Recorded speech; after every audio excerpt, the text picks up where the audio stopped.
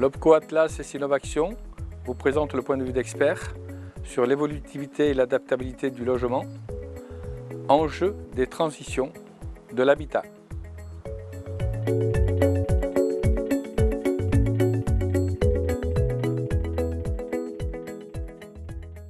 Par rapport à cette problématique du logement adapté, sur la perception aujourd'hui de la CAPEB, les travaux de réflexion que vous menez et pour vous, quelles sont les grosses embûches qu'il va falloir travailler? Vous avez fait un gros travail de formation auprès de vos adhérents, justement pour les sensibiliser à l'adaptabilité du point de vue du vieillissement, du handicap, sachant que ce qu'on a envie de voir au niveau de l'adaptabilité, ça va beaucoup plus loin que le vieillissement et le handicap.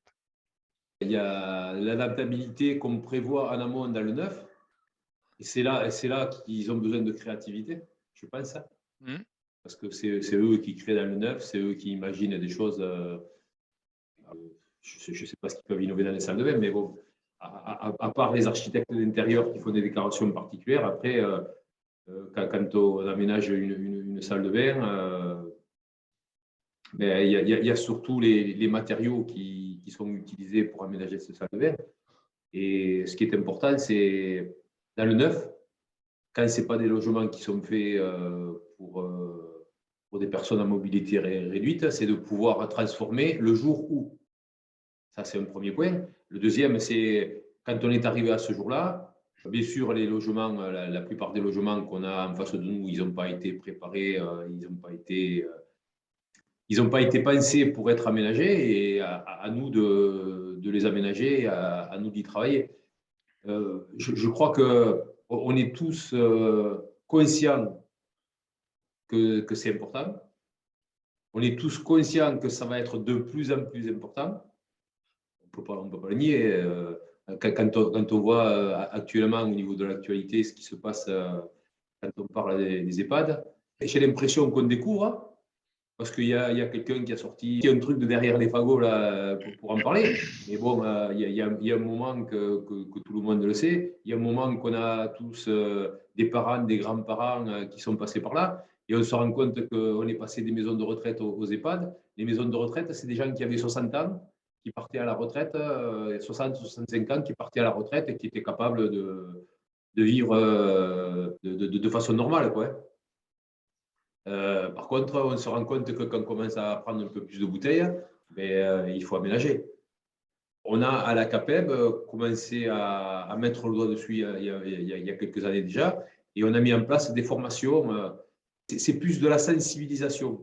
Et aujourd'hui, quand vos artisans sont amenés à travailler sur les projets un peu innovants, vous savez, dans les démarches participatives, où on a là des idées de logement évolutif, c'est-à-dire faire évoluer des T3 vers des T2 plus des T1.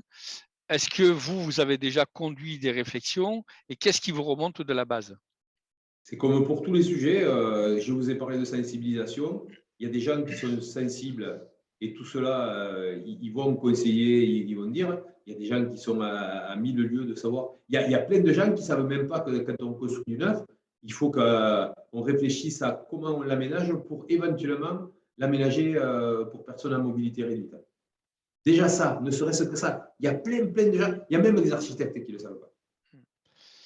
Et l'évolution vers des structures familiales, par exemple, j'ai un T3 et demain je reste seul avec ma compagne et puis je veux faire un T1 pour un étudiant ou un de mes enfants et je risque d'être amené à réfléchir sur des nouveaux matériaux ou peut-être une nouvelle façon de construire. Donc l'artisan, ce n'est pas lui qui pense la construction, mais il peut y contribuer quand il est consulté par les architectes. Est-ce que vous avez des remontées de terrain par rapport à ça? Il y en a un peu, mais pas beaucoup. Parce La qu'ils sont trop, majorité des gens sont. ils sont trop au bout de la chaîne? Je pense qu'il y en a qui ont implanté des logements qui sont évolutifs, ils ne s'en sont même pas rendus compte. Est-ce qu'au niveau des nouveaux matériaux qui sont utilisés, bon, vous, de par votre entreprise initiale, déjà, vous êtes habitué à cette flexibilité, hein, puisque les cloisons en plaques de placo-plâtre donc, permettent des modularités qui sont importantes. Mais il n'y a pas que ça. Bouger la cloison, c'est quelque chose, mais il faut que ça soit associé au fluide, énergie, électricité, eau, évacuation. Est-ce qu'au sein de la CAPEB, vous avez aussi des réflexions sur l'innovation? Au lieu de faire des circuits électriques traditionnels, je tire ma ligne à partir d'un compteur et je mets mes dérivations. Ça s'appelle l'anticipation, ça. Voilà, et l'anticipation, les gens qui sont sensibilisés, je reviens encore à ma sensibilité, hein, qui sont sensibilisés à ça, qui ont fait des formations, ils vont être force de proposition. Si on n'est pas sensibilisé, si on ne le sait pas, ou alors on répond à une question. Si en amont, il y a quelqu'un qui a été sensibilisé, qu'on nous pose les questions, on se pose, nous, les questions derrière et on essaye de trouver des solutions. Dans la pratique d'accompagnement, est-ce que vous faites par exemple des fiches projets ou des fiches de conseil? Au-delà des formations, quels sont les autres outils que vous utilisez pour sensibiliser vos artisans? On a un groupe de travail, ça s'appelle ce groupe de travail Handibat. Il y a des référents dans tous les départements. Il y a des référents qui sont salariés de la CAPEB, il y a des référents qui sont artisans. Et on anime tout un réseau de gens qui s'intéressent à ces sujets et on fait des fiches pratiques, des formations. On les amène vers des salons. Disons qu'il y a un canal à la CAPEB qui s'occupe que de ça et qui donne des informations, qui transmet tout ça. Voilà, c'est comme il y a des gens qui font de la rénovation énergétique, tous les sujets sur lesquels on a le temps de faire des groupes de travail. On essaie d'élargir à d'autres métiers aussi. La période CAPEB a montré que, on va dire, l'interprofession pouvait marcher. Vous, en tant que confédération, avec qui avez-vous le plus d'accroche pour aller vers l'expérimentation, l'innovation? Quels sont les métiers qui vous accompagnent le mieux? La plomberie. D'accord. C'est vraiment eux. Il y a quelques carreleurs et il y a une réflexion qui est en train de se faire entre les métiers autour de ces salles de bain. Parce que bon, quand on parle, ça tourne beaucoup autour des salles de bain. Hein. Mais il n'y a pas que ça dans les maisons, mais ça tourne beaucoup autour des salles de bain. Et il y a beaucoup de réflexions qui sont faites parce que il y a eu une époque où on a refait les cuisines. Et puis ça nous est un peu passé sous le nez. On continue à refaire des cuisines. Il y a des gens qui essayent d'y revenir, mais enfin, c'est un marché qui a été pris par les grandes surfaces de bricolage, qui a été pris par des anciennes qui font que ça. Et il y a une réflexion qui tourne autour de qu'est-ce qu'on fait pour pouvoir répondre à ces marchés-là. Alors, le type de réponse, c'est il y a des gens qui se spécialisent, il y a des gens qui sont carreleurs, qui apprennent à faire de la plomberie, à faire du plâtre, pour pouvoir faire que ça. Il y a des gens qui sont plombiers, ou alors il y a des gens qui se groupent pour pouvoir faire ces offres-là de façon à être le plus efficace possible. Mais attention, parce que il y a des gens qui font ça de façon cohérente, et puis il y a des gens qui envahissent le marché et qui proposent des solutions qui sont apparemment un standard pour transformer des salles de bain, transformer une baignoire en douche, par exemple, ou des trucs comme ça. Je trouve que ça fait un peu bricolage et c'est pas top, quoi.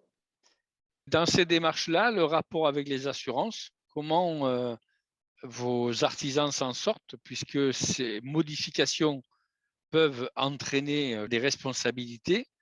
Comment vous, la CAPEB, vous les accompagnez pour qu'ils ne soient pas piégés? On communique quand on parle des décennales, quand on parle des assurances.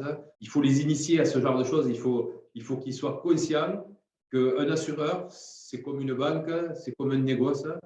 C'est un partenaire vers qui il faut aller et avec qui il faut discuter pour dire ce qu'on fait. Ça fait partie du travail de la CAPEB de dire aux gens, faites attention, revenez vers vos assureurs, revenez vers vos banquiers, revenez vers les négoces et discutez un peu de ce que vous faites. Le gros du travail chez les artisans, c'est quand même la réhabilitation. Donc, quand je discute avec les gens de l'OPP-BTP, ils nous alertent sur les risques aujourd'hui en réhabilitation liés à la manutention, aux postures qu'il peut y avoir dans cette réflexion de l'évolution du logement.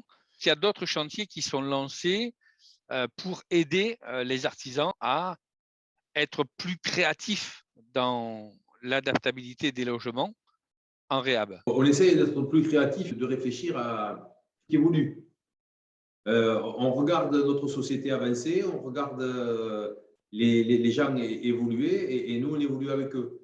Et dans l'innovation en réhabilitation, mais on suit le rythme. Il y a combien que ça existe, les salles de bain avec douche à l'italienne? Je sais pas, ça fait bien 30 ans, hein. Mais il n'y en avait pas beaucoup au début. Non. Et puis il y a eu une mode, et tout le monde, voilà, tout le monde s'est adapté, tout le monde sait les faire, alors que c'est des choses qui ne se faisaient pas avant. Voilà, ça c'est quelque chose. J'avais le directeur du Conseil supérieur de la construction. Il me disait, on en a marre de ces salles de bain à l'italienne, parce que pour eux, ça n'a pas de cachet créatif. Je lui dis, non, justement. Et qu'ils arrêtent un peu avec leur création. Ce qu'il faut faire, ce qu'il faut dans une salle de bain, c'est être bien quand on prend la douche. Voilà, c'est Voilà. Alors, pourquoi ils choisissent ça, les gens? Parce qu'un jour, ils sont allés dans un endroit où il y avait une salle de bain comme ça, et ils ont été bien en prenant leur douche, ils ont voulu faire la même chose chez eux. Parce que moi, j'ai habité dans une maison, dans deux maisons avec mes parents. Qu'est-ce que je dis? Trois maisons avec mes parents. Et dans deux, il y avait des baignoires. Dans le troisième, il y a une douche. Mais le jour où j'ai pris une douche dans une vraie douche, c'était quand même mieux que de prendre la douche dans une baignoire. Puis ma mère, elle ne gueulait pas parce qu'il y avait de l'eau partout. Alors, la première chose à faire avant d'avoir affaire à des artistes, je pense que dans une salle de bain, il faut, dans le coin de douche, il faut qu'on soit bien quand on prend la douche. Et après, on peut créer ce qu'on veut, on peut la faire ronde, arrondie, triangulaire, comme vous voulez. Mais ce qui est important, c'est qu'on prenne bien sa douche.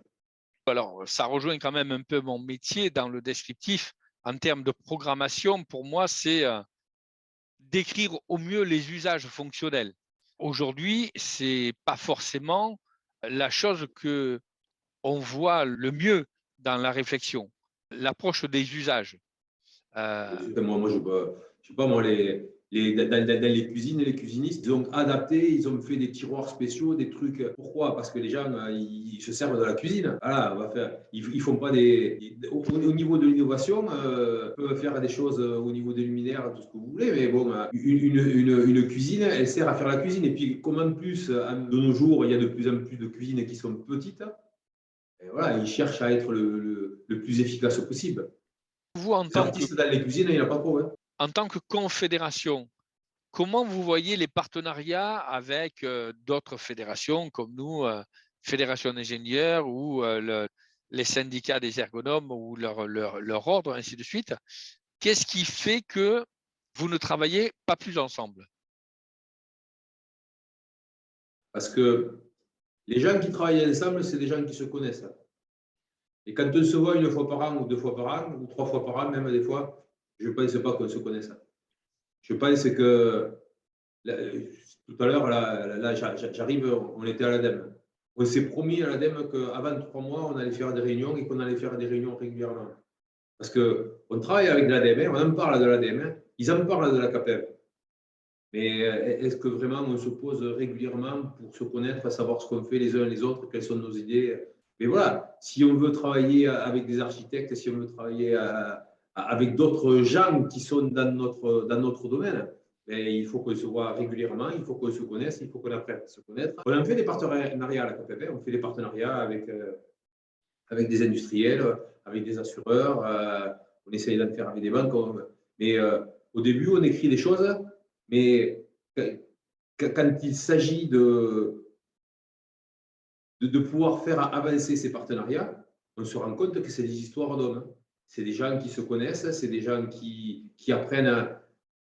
Franchement, il y a beaucoup de critiques qui sont faites sur les artisans, il y a beaucoup de critiques qui sont faites des artisans vers les architectes, vers les bureaux de contrôle, mais les gens, ils ne savent pas ce que font les uns et les autres. Ils se voient comme ça, ils se croisent de temps en temps. Et si on veut vraiment travailler ensemble, et l'exemple, c'est les artisans qui travaillent ensemble, qui font des groupements, qui se groupent, allez les voir, vous allez voir, ils se connaissent tous. Ils mangent ensemble à midi, ils se croisent le week-end. C'est des gens qui se connaissent. Et si vous aviez des chantiers de réflexion commune à nous proposer, par exemple, nous, Sinov, qu'est-ce qui pourrait être pertinent d'essayer de faire ensemble? Tout à l'heure, vous parliez de confiance. Là, actuellement, on mène une grosse réflexion sur ce qu'on appelle les bulles de confiance, y compris avec les maîtres d'ouvrage. Aujourd'hui, on s'aperçoit que c'est compliqué d'avoir un cahier des charges bien ficelé. Si nous, on arrive de le faire évoluer, parce que contractuellement, ça risque de changer le marché, on est quand même en France pas mal encadré par le réglementaire. Est-ce que ça n'empêche pas l'innovation, l'expérimentation, l'initiative?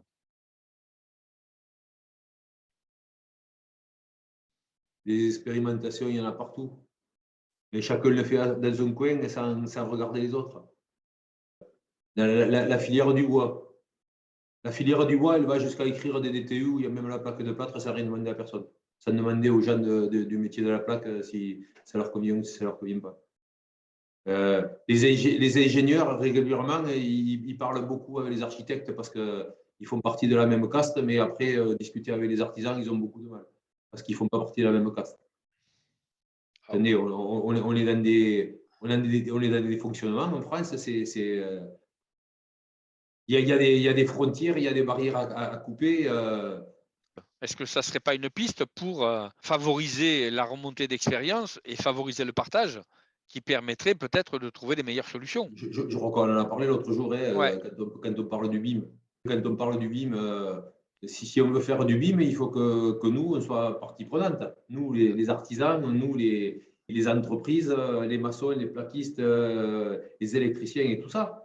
Écoutez, moi, jusqu'à maintenant, il y a même des chantiers où on fait commencer le maçon, on n'a pas pris encore le plaquiste et le peintre et le plombier. Et vous voulez que les maçons ils fassent des réservations pour le plombier s'il n'a pas été choisi? Voilà, on n'a pas cette culture. Hein. On a la culture actuellement de il faut aller vite, il faut aller vite, il faut aller vite, il faut avoir fini avant d'avoir commencé, mais on n'a pas encore choisi les gens. Justement, il faut qu'on arrive à la franchir, cette barrière. Enfin, moi, de par mon métier en tant qu'ergonome, je ne peux pas imaginer qu'on puisse faire autrement que travailler tous ensemble. Quand je suis dans une entreprise, là, je démarrais un chantier naval, réparation bateau. Je dis, moi, je veux voir tout le monde. Je veux voir le mec qui fait le moteur, je veux voir le mec qui va faire la rénovation de la coque, celui qui va faire les aménagements intérieurs, parce que le chantier naval, il faut le penser collectivement. Si on donne la priorité qu'à un qui est un peu capot, ça ne marche pas. Il va bien falloir qu'on arrive à casser ces barrières. Comment on peut les casser alors? Les rencontres, les échanges, le travail ensemble, le travail ensemble et puis après le respect. Est-ce que vous, la CAPEB, vous organisez des séminaires, des congrès, des réunions à thème? Est-ce qu'il y a l'exemple qui répond à votre question? On fait tous les ans des journées professionnelles de la construction. Dans ces journées professionnelles, il y a un petit salon et chaque métier se retrouve dans une salle à parler de technique, à parler des préoccupations du métier. Cette année, plus que les autres années, mais petit à petit, on est arrivé, on fait des thèmes transversaux. C'est-à-dire que, pour donner l'exemple, hein, les maçons, les plâtriers, les peintres, les métiers de la pierre, les plombiers, on va se retrouver à travailler ensemble sur des thèmes transversaux où on va tous parler de la même chose. On a été à l'initiative aussi il y a quelque temps d'un travail sur les interactions. Les interactions, ne serait-ce qu'au niveau du travail. Par exemple, on s'est rendu compte que ce qu'on demandait à un maçon pour faire un encadrement de fenêtre et les règles qu'on lui demande de suivre ne sont pas adaptées à ce qu'on demande aux règles du menuisier. les tolérances du maçon ne permettent pas au menuisier de suivre les tolérances qu'on lui donne. Par exemple, il y a un certain nombre d'interfaces comme ça, des choses qui sont… Pourquoi? Parce qu'on ne travaille pas ensemble. Donc, qu'est-ce qu'on fait? On se met tous autour d'une table et on parle d'un thème commun. La salle de bain, par exemple, pourquoi pas? Et autour de la salle de bain aménagée, qu'est-ce qu'on peut faire les uns et les autres pour que mieux travailler ensemble? Mais ça, on le fait entre nous, entre métiers. Ces thèmes transversaux. On peut imaginer qu'un ingénieur fluide, il vienne aussi mettre son grain de sel dans ce truc-là, et puis un architecte. Et puis… Dans les manifestations qui regroupent un peu de monde, pour le moment, il n'y a pas trop eu de choses où vous vous regroupez avec les autres métiers de la maîtrise d'œuvre. Ça nous arrive de temps en temps. Vous faites partie des invités. On a créé un partenariat, donc j'espère qu'il va vivre. On a rencontré votre secrétaire général et Jean-Christophe il y a un peu plus d'un an. Le Covid au milieu a quand même pas mal empêché les choses. On a notre congrès normalement le 7 et 8 avril. J'espère que vous recevrez tous les invitations en temps et en heure, puisqu'on parle de transition numérique, transition énergétique et des évolutions des gouvernances. Ça sera intéressant que vous partagiez nos travaux. Moi, je reste persuadé qu'il faut qu'on aille les uns vers les autres, qu'on s'écoute, qu'on se connaisse, qu'on sache ce qu'on fait. Autant un plombier qui travaille dans des chantiers un peu techniques, il peut avoir un ingénieur fluide avec lui. Autant moi, en tant que plaquiste, des bureaux d'études pour mon métier, ça n'existe pas. Et non. Donc, comment on fait? Comment je fais, moi, pour rencontrer des gens qui sont dans l'ingénierie si dans mon métier, ça n'existe pas? C'est à la croisée des compétences, justement, comme vous dites, par rapport au fluide, hein, parce que l'implantation de vos cloisons ont une incidence très forte sur tous les usages et sur toutes les énergies. En fonction de comment vous paramétrez les dimensions des cloisons, les espaces entre les porteurs, ça va jouer sur l'aménagement. Si on a, nous, dans notre métier, d'ailleurs, j'ai un problème sur un chantier. Je fais une maison avec un architecte et un bureau d'études thermiques. Oui, par exemple. On me dit, il faut faire comme ça, comme ça, comme ça, comme ça. Moi, j'ai un bureau d'études thermiques qui me dit de faire comme ça. Je fais comme ça, on a des problèmes de condensation. Là, c'est un mauvais calcul de sa part. Ouais, eh bien, moi, je reviens vers, on revient vers le propriétaire et l'architecte. On leur dit, écoutez, nous, il y a une préconisation du bureau d'études. Le bureau d'études, il dit, c'est pas moi. Ouais, ça se traduira aux assurances. C'est complètement incroyable, ça. Oui, tout à fait. Okay. Vous savez, je pense que si jamais ça se termine aux assurances, eh bien, on va me donner des torts parce que je n'aurai pas eu de devoir de conseil. Ah ben, ça, c'est le problème des assureurs. De toute manière, ils cherchent la responsabilité la plus large possible pour faire reporter le dommage sur tout le monde. Ça, c'est un peu le côté compliqué. Quand je discute avec la SMA BTP ou avec la MAF, et encore, je trouve que la SMA BTP a bien évolué. Ok, ben écoutez, encore merci. Et puis, ben, j'espère que si le congrès se fait, vous pourrez être avec nous le 7 et 8 avril. Ça sera avec plaisir. À bientôt, bonne soirée. Au revoir. Au revoir.